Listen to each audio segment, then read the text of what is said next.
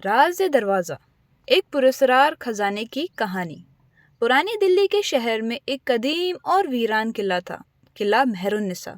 شہر کے بزرگ کہتے تھے کہ اس قلعے کے اندر ایک ایسا دروازہ ہے جو کبھی کھلتا ہی نہیں، لیکن اگر وہ کھل جائے تو اس کے پیچھے ایک ایسا خزانہ چھپا ہے جو صدیوں سے کسی انسان کی آنکھ نے نہیں دیکھا۔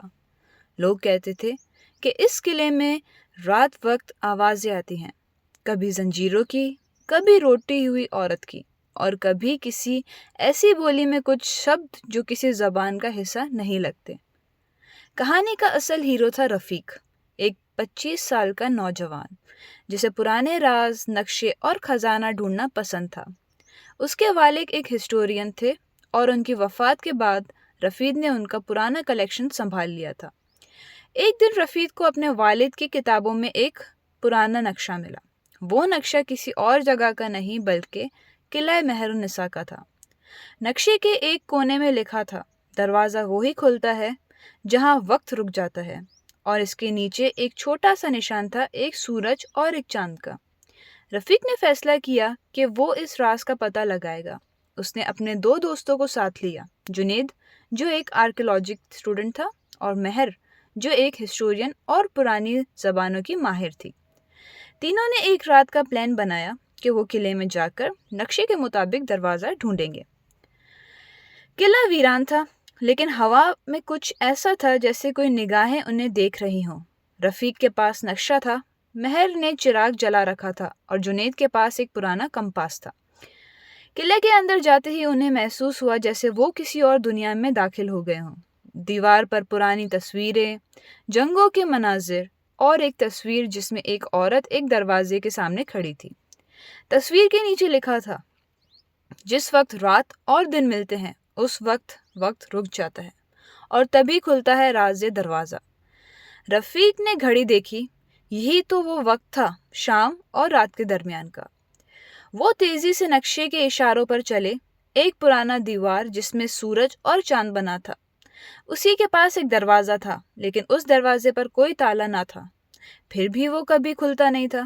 رفیق نے سورج اور چاند دونوں پر ہاتھ رکھا، اور جیسے ہی دونوں نشانوں پر ایک ساتھ ہاتھ گیا، دروازہ گھر گھر کی آواز کے ساتھ کھل گیا۔ اندر صرف اور صرف اندھیرا تھا، صرف ایک راستہ نیچے بیسمنٹ کی طرف جا رہا تھا۔ تینوں نے جگر مضبوط کیا اور نیچے اتر گئے۔ نیچے کا راستہ تنگ تھا، لیکن دیوار پر ٹارچز لگی ہوئی تھی، جیسے کسی نے پہلے ہی روشن کر کے رکھی ہوں۔ انہیں ایک بڑا ہال ملا جہاں بے پناہ سونا، موتی، یاقوت اور نقشے تھے، لیکن اس ہال میں ایک بڑی سی مورت بھی تھی، ایک شہزادی جسے سونے میں ڈال دیا گیا تھا۔ مہر نے مورت کے نیچے لکھا پڑھا، جو اس خزانے کا حقدار نہیں، اس کا لہو یہ قلعہ پی جاتا ہے۔ جنید نے دیر نہ کی اور ایک موتی اٹھایا، اور اسی وقت پرانے ہال میں چیخ کی آواز گونج اٹھی، دروازے بند ہو گئے اور ہوا میں زہر گھلنے لگا۔ رفیق نے فوراً جنید کا ہاتھ چھڑایا اور موتی وہاں سے گر گیا۔ چیخ رک گئی۔ مہر نے کہا، یہ خزانہ صرف اسی کا ہے جو راز سمجھ لے، لالچ کرنے والوں کے لیے صرف اور صرف موت ہے۔ اب راز کو بس سمجھنا تھا۔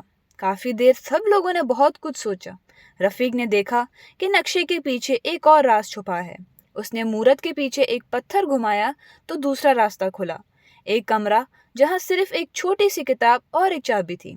کتاب کا ایک راز، اصل خزانہ علم ہے، اور چابی سے تم اس دروازے کو بند کرو جو لالچ کا ہے۔ رفیق نے چابی اٹھائی اور اصلی دروازہ بند کر دیا، ساتھ ہی قلعے کے دروازے کھل گئے اور تینوں زندہ واپس آ گئے۔ واپسی اور اصلیت کیا تھی؟ رفیق نے وہ کتاب شہر کی لائبریری کو دان کر دی، لیکن اس نے اس راز کو کبھی کسی کو نہیں بتایا کہ قلعہ مہر النساء کا اصلی دروازہ کہاں تھا۔ مہر نے ایک ریسرچ پیپر لکھا، لیکن اس میں قلعہ کا نام نہیں لکھا۔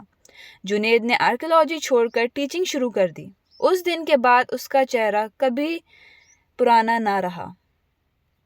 رفیق نے سب کچھ لکھا، مگر ایک ناول کی شکل میں۔ اس نے صرف اتنا کہا، جب وہ وقت رک جاتا ہے تبھی کھل جاتا ہے وہ دروازہ جہاں ہر خزانے سے بڑا ایک راز ہوتا ہے، اور کہتے ہیں ہر صدی میں ایک نیا رفیق پیدا ہوتا ہے جو کسی نہ کسی قدیم نقشے کو ڈھونڈتا ہے اور کسی نئے راز کا دروازہ کھول دیتا ہے۔